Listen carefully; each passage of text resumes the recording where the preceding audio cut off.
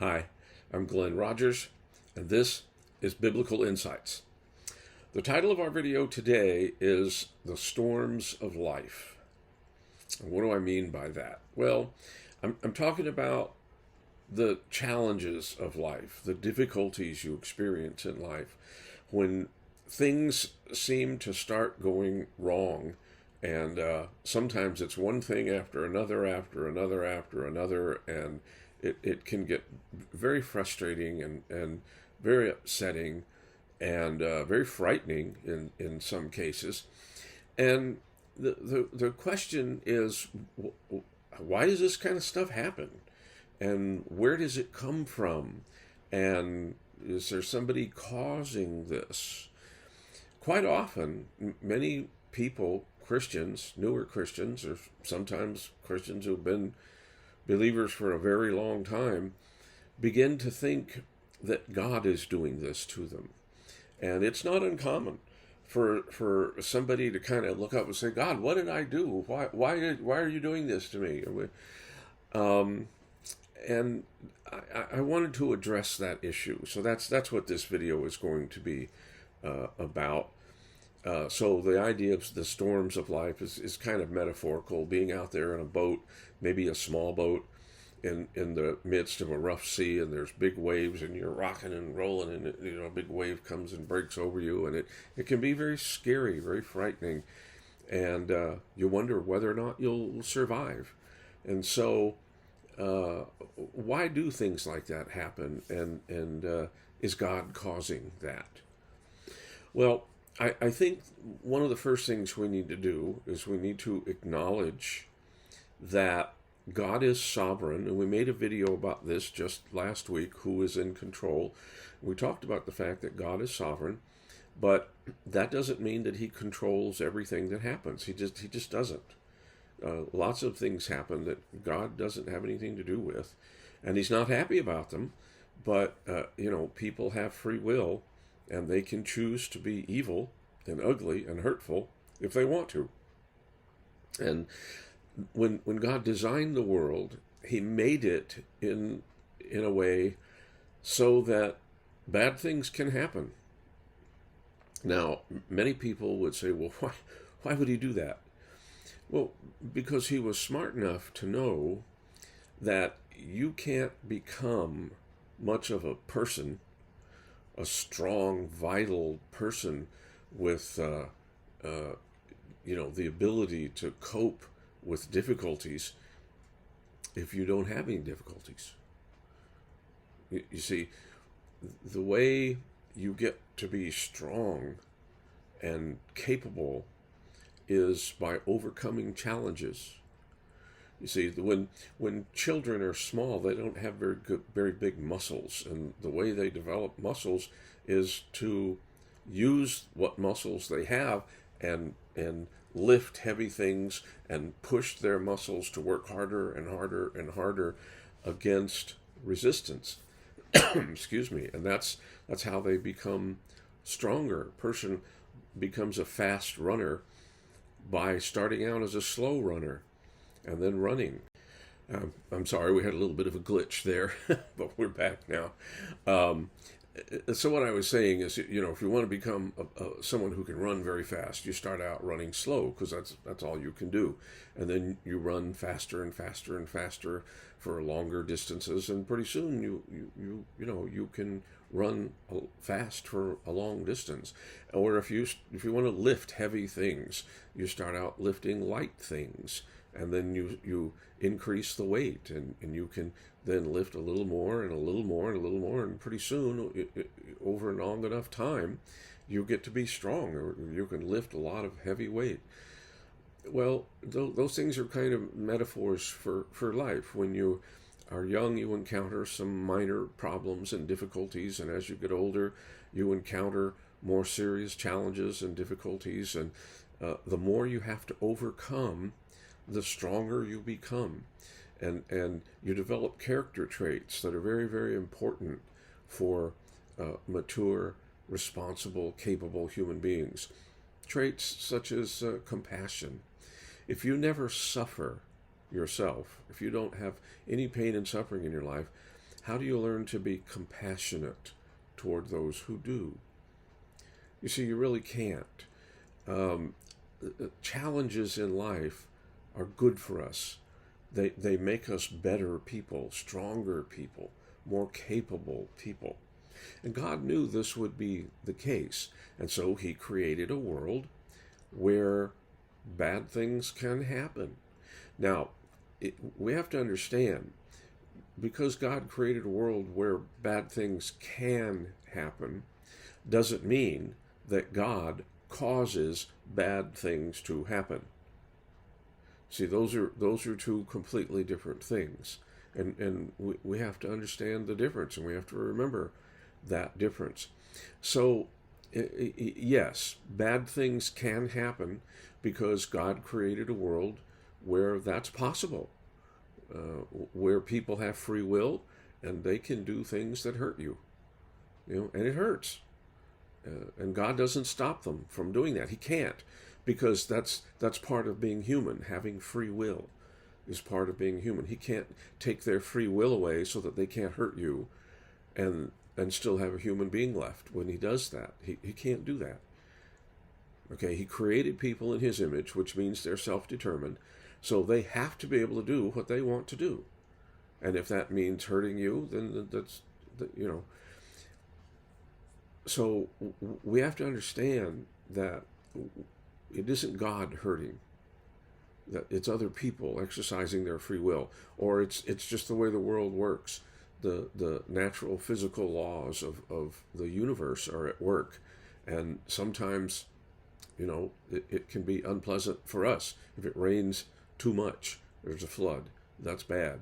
If it rains not enough, there's a drought. That's bad. If the wind blows too hard, if it's a serious storm like a hurricane or a tornado or something, that's dangerous. That's bad. A lot of people get hurt. Some people get killed. But God didn't cause that. He created a system where that sort of thing is possible, but he didn't cause it to happen. So when the storms of life appear, when things start going wrong in your life, the first thing you need to remember is that God isn't doing this. God doesn't go around hurting people. Okay, so God doesn't cause bad things to happen to people. Now, having said that, we have to remember that in the book of Hebrews, chapter 12, there's a lengthy passage there where it talks about God disciplining the people that he loves. Well, and that's true. We're not denying what the writer of Hebrews said, but we have to understand what that actually means. Often here at least in the Western world where I live, in America, I know some of you who are watching this live in Africa, others live in India, some may live in Europe and have views similar to ours here in America, but here we tend to think of discipline as punishment. And that's not really the only thing the word means. Okay, it can mean that, like when someone says, well, you need to discipline your child. Maybe they need some punishment to teach them not to do the behaviors that they're doing. And you can use the word that way, discipline. But the word itself basically means training or teaching, bringing someone along, down a path so that they learn how to behave and how to do this and how to do that, you see. And in academia, in colleges and universities, we talk about specific disciplines. That means like different studies. Okay, if you study history, that's a specific discipline. Or if you study psychology, that's a different discipline. Okay, so the different subjects that you study and that you would master those subjects, those are disciplines. It means training. Okay, so when the writer of Hebrews talks about God disciplines the people he loves, it doesn't always mean punish. In fact, I think most of the time it doesn't mean punish. It means he trains. Now, training is not always pleasant. Sometimes training can be challenging. Sometimes it can be difficult. Sometimes it can be painful even. But it's training. It's not punishment. Those two things are not the same things. We have to remember that. Does God ever punish people? Well, the writer of Hebrews seems to be suggesting that sometimes he does. He might need to do that. Depends on if someone who is one of his people who have given their life to him, who want to be associated with him, have a relationship with him, if they begin living in a way that's not helpful, that's destructive to them and sinful, then he might discipline them in different ways. Okay, we have to acknowledge that God can do that, but we have to be careful not to go too far with that. It doesn't mean that every time something bad happens to you, that God is disciplining you. He's punishing you for something you did. And I've actually heard people say that. I've heard ministers say that. Say, anytime anything bad happens to you, you don't know that that's not God punishing you for something you've done, so you better straighten up. Well, I think that's an unfortunate view to take. It's not helpful. Just because something bad happens to you doesn't mean God is angry with you and that God is punishing you. And yet, isn't that what's implied when someone, says, God, what did I do? Why are you doing this? They're thinking, okay, what did I do to cause you to punish me? Because they tend to think that when bad things happen, God is punishing them. And that's just not true. And you have to get away from that idea. Okay? What God does is that he allows difficulties to come into our lives, but he understands that those difficulties help make us strong, capable people. And that's what we want to be, strong, capable people, right? And so God knows the best way for that to happen is for us to have to cope with challenges and difficulties in our lives, and sometimes they're painful. But when we come out the other side of those difficulties and challenges, we're better for it. We're stronger for it. There was a philosopher, not a very good one. He said a lot of really bad and ugly things, but one thing he said that was absolutely right. He said, that which doesn't kill us makes us stronger. And that's an important idea.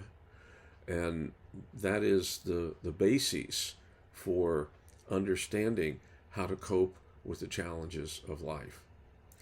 The nicest thing about all of this, and the thing that gives us comfort when difficulties arise, is that though God does not cause all of the difficulties that we encounter in life, he helps us get through them. He's there to go through it with us. He doesn't leave us alone. He doesn't forsake us. In fact, that's something else the writer of Hebrews stresses, that God has said, never will I leave you. Never will I forsake you. You don't walk away from people you love. You hang in there with them. You stay with them, and you help them through the difficulties that they're experiencing. And that's what God does. One of the things Paul says in the 8th chapter of Romans is that God can turn bad things into good things. I talked about this the other day, that we have a saying here in America, when life hands you lemons, make lemonade. Well, when life hands you lemons, God will help you make lemonade out of it. Now, for those of you who may not understand that analogy, lemons are kind of sour. Most people don't like to eat lemons because they're very sour. But lemonade, put a little lemon juice in a pitcher and add some water, and then add some sugar and stir it up and get it nice and cold. It's a very refreshing drink, and just about everybody likes a nice drink of cold lemonade. Okay, so lemons, not so good, but lemonade, pretty good. Okay, so it's the idea that when you get stuff in your life that's not really good, find ways to turn it into something that is good. And that's what Paul is saying in Romans 8. that God helps us take the difficulties and the challenges and the suffering and the pain and all of that and turn it into something good. And the something good is strength and endurance and patience and faith and wisdom. All of those things come from the challenges that we have to overcome. So when you find yourself out there in a little boat in the ocean and the waves are big and challenges are scary and you're wondering whether or not you're going to make it, just understand, number one, God didn't do this to you. Okay? And number two, God will help you get through it. And when you come out the other side, you'll be better. You'll be stronger. So the challenges of life or the storms of life are not hideous, horrible, ugly, terrible things that we should hate. This is why James, the Lord's brother, in the first chapter of James, said, when you encounter trials of different kinds, consider it good, because in the end it makes you stronger. It makes you better. It's one of those counterintuitive things that many people look at it and go, "Well, that's silly. I don't understand that at all." But when you have a relationship with God, you understand that this may not be pleasant to have to go through, but when I come out the other side, I'll be better. And that's always good. So as you think about these things for the next few days, like I hope you will, I would encourage you to read your Bible, pray, go to church, and may God bless.